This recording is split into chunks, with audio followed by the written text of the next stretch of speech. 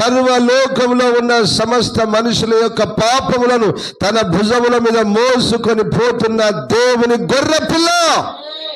ఈ గొర్రె పిల్ల నీ కొరకు నా కొరకు బలైపోయింది. యేసయ్య అనబడిన గొర్రె పిల్లే సమస్త లోకంలో ఉన్న మనుషులందరి పాపాల కొరకు బలైపోయింది.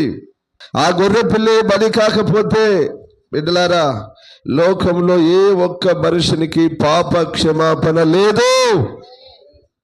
పాప క్షమాపణ లేదు. ఆయన ఎందుకు వచ్చాడు ఈ లోకానికి? అనేకులకు ప్రతిగా ప్రాణ విమోచన క్రయధనముగా తన ప్రాణమును పెట్టుటకే వచ్చాడు కదా.